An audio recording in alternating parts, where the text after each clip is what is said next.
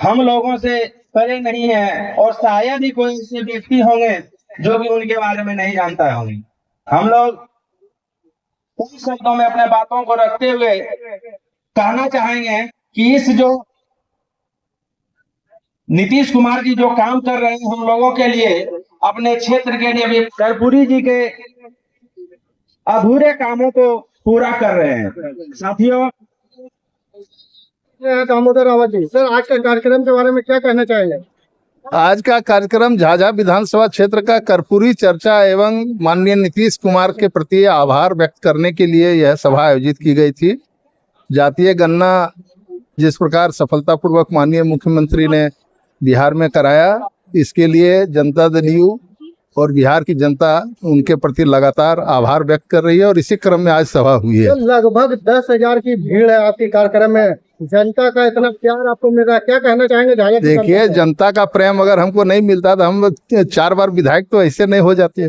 जनता के बीच रहते हैं, जनता का काम करते हैं और बिहार झाझा विधानसभा के विकास के प्रति हमेशा समर्पित रहते हैं, गरीबों के काम के प्रति समर्पित रहते हैं, इसलिए यहाँ के लोग हमसे प्रेम करते हैं। सर, जाति जनगणना को लेकर चिराग पासवान बोल रहे हैं कि घर बैठे हो जाति जनगणना करा रही है, क्या? देखिए, चिराग पासवान विरोधी पार्टी में है तो उनको तो बोलना ही है। कुछ हम लोगों के खिलाफ हम अच्छा काम भी करेंगे तब भी वे बोलेंगे, उनका बोलना काम है। लेकिन जातीय गणना उनके घर में भी हुआ और उनके घर के किसी व्यक्ति से उस फॉर्म पर दस्तखत लिया गया होगा, आधार कार्ड का नंबर लिया गया होगा।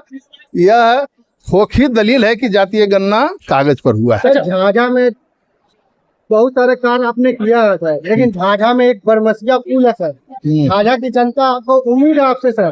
देखिए, बरमसिया पुल हम ही लोगों ने बनाया था 2004 में और झाझा बरमसिया पुल जो है, देखिए आप तो हम लोगों को दोष दे रहे हैं, आप लोग तो नज़र रखते नहीं। जब झाझा गोलनी टाल रोड का निर्माण हो रहा था, जब पीडब्ल्यूडी में जा रहा था, तो तत्कालीन विधायक जी को इस पर ध्यान देना चाहिए था। अगर वे ध्यान दिए हुए रहते तो वहाँ हाई लेवल ब्रिज बन गया होता। आप देखते होंगे परासी के पास बन रहा है, उससे आगे बन रहा है, सब जगह परासी बन रहा है। तो उनकी गलती को हम लोग दूर करेंगे और हम लोग का काम करे वाला है। बरमसिया पुल भी हम ही लोग ठीक करेंगे, दूसरा लोग कोई नहीं। चिराग पासवान का 9 साल कार्यकाल हो चुका है, इनका कार्यकाल को आप कैसा देखना चाहिए? उनका कार्यकाल 0 है। वे सिर्फ घूमने के लिए जमुई आते हैं, जमुई के विकास के प्रति उनका कोई विजन नहीं है। आप तो देख रहे होंगे झाझा में फुट ओवर ब्रिज बन रहा है, 5.5 बरस हो गया, बन गया क्या? चुनाव है सर तो बनना था चारों, हम ये तो बता रहे हैं, तो बन गया क्या? तो विकास के प्रति कितना समर्पित है, एक काम से दिख रहा है। सर, झाझा का जनता का मात्र एक चीज आपसे और डिमांड है कि झाझा को अनुमंडल का दर्जा मिले। देखिए, झाझा का अनुमंडल हम लोगों के जहन में है, हम लोग हमेशा लगे हुए रहते हैं कि कैसे बने। पुलिस सब डिवीजन भी तो हमने बनाया, बिजली का ग्रिड स्टेशन जो सब डिवीजन में होता है। पहले मलयपुर से समूचे जिले सब डिवीजन को बिजली जाता था, लेकिन हमने इसको सब डिवीजन मान के बनाया और सरकार ने भी सैद्धांतिक रूप से यह कहा है कि झाझा देर सवेर होगा, लेकिन जब बिहार सरकार शुरू करेगी तब नहीं इस बात को हम लोग कहें। झाझा में झाझा सब डिवीजन बनेगा तब जब बिहार सरकार इस काम को शुरू करेगी। बिहार में एक भी सब डिवीजन का निर्माण होगा, उसके बाद झाझा भी होगा। सर, महापर्व है छठ पूजा, झाझा वासियों से क्या कहना चाहिए? देखिए, झाझा ये छठ पूजा हम लोगों का महापर्व है और हिंदू धर्म में इस पर्व का बहुत महत्व है। इसमें साफ सफाई की बहुत ध्यान रखा जाता है, साफ सफाई का बहुत ध्यान रखा जाता है। तो हम छठ पर्व की अग्रिम शुभकामना आपके चैनल के माध्यम से देते हैं कि इस महापर्व को आप सादगी से मनाइए और इसमें जो सादगी है उसका पालन करिए। चिराग पासवान बोलते हैं कि घर बैठे हुए जाति जनगणना कर ली, इसमें क्या कहना चाहिए? देखिए, घर बैठे जाति जनगणना, ये अगर चिराग पासवान जी कहते हैं, चिराग पासवान जी को पहले सियासत का कौखा को पढ़ के आना चाहिए। ऐसा है कि चिराग जी अपने पिताजी की राजनीति पे ही आगे बढ़े हैं, उनकी अपनी राजनीति नहीं है। क्या मैं पूर्व सांसद हूँ, अभी राष्ट्रीय महासचिव। आज क्या लोगों का कार्यक्रम झाझा विधानसभा में जो मुख्यमंत्री जी के द्वारा देश के अंदर पहली बार आजाद भारत में जातीय गणना सफलतापूर्वक कराने में संपन्न कराने के लिए उनके प्रति आभार व्यक्त करना था। और जो आज देश के अंदर लोकतंत्र पर संकट है, संविधान पर संकट है। ऐसे समय में जननायक कर्पूरी ठाकुर के विचारों पर चर्चा करते हुए चर्चा का कार्यक्रम था। आपका क्या नाम? मेरा नाम मुकेश विद्यार्थी हुआ और मुंगेर प्रमंडल के हम प्रभारी हैं। वो चुनाव लड़ने के लिए हम लोग विकास का मुद्दा हमारा रहेगा।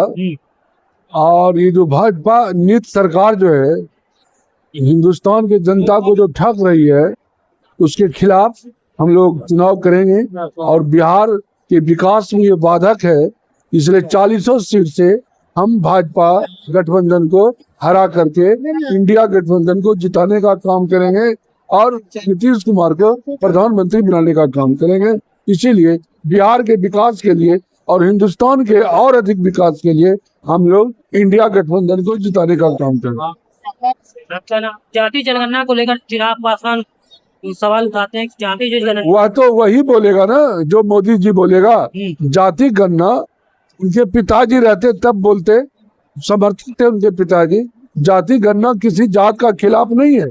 और जहाँ भी आप जाते हैं वहाँ पर पूछिए, हर घर में जो है कर्मचारी गया, हमारे घर में 2 बार आया कर्मचारी पूछने के लिए कितने बच्चे हैं, क्या नाम है, किस जाति में है, पत्नी सब किस जाति के है, पुतौह किस जाति की है, सब पूछा गया था।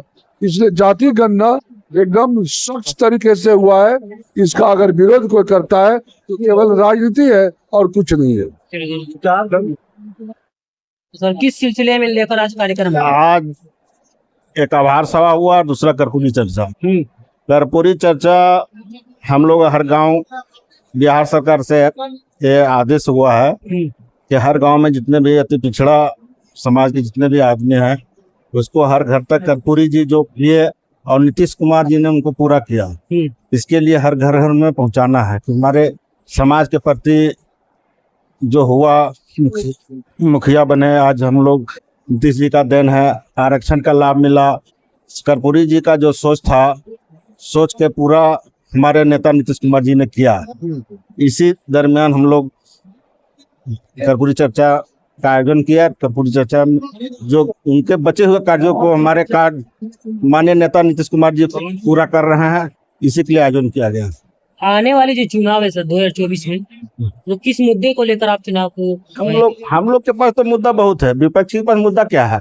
हम लोग के पास जैसे हम लोग 36% अति पिछड़ा समाज जो है एकमुश्त एकदम इंटैक्ट है।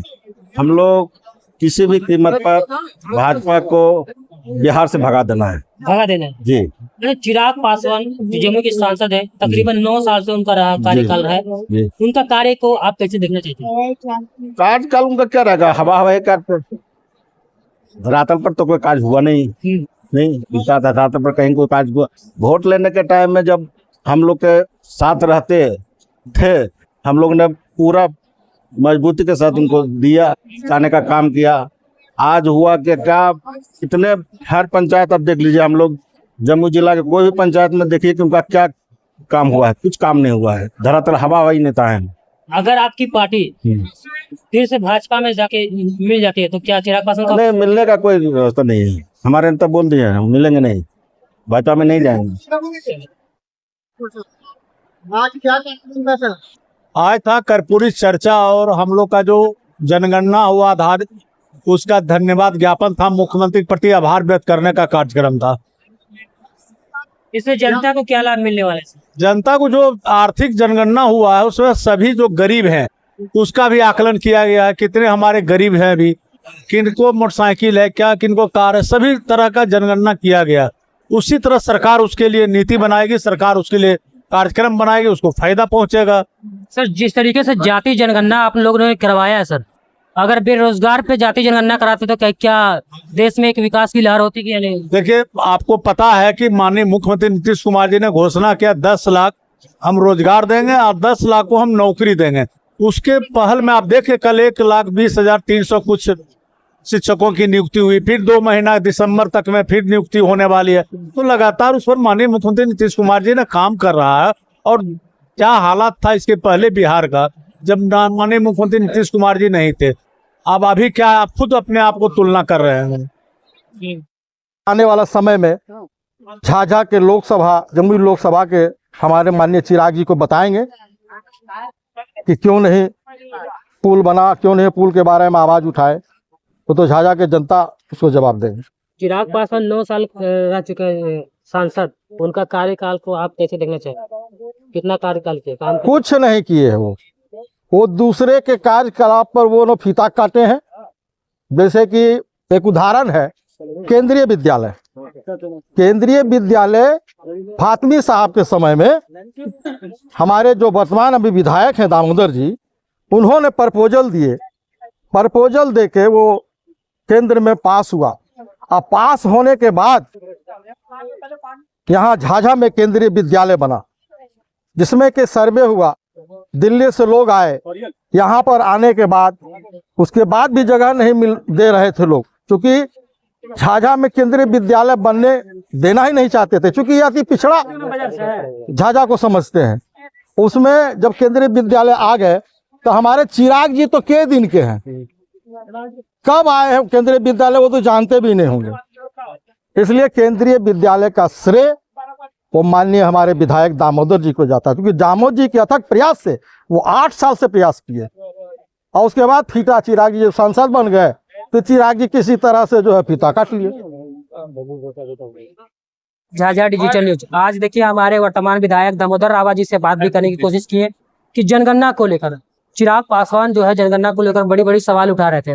मैंने आज विधायक जी से भी एक सवाल किया कि जो बरमसिया पुल है उनका जो स्थिति है जर्जर है। उन्होंने बताया है कि ये जो कार्यकाल था, जो यहाँ के पिछले वर्तमान विधायक थे उनसे सवाल करने की जरूरत है।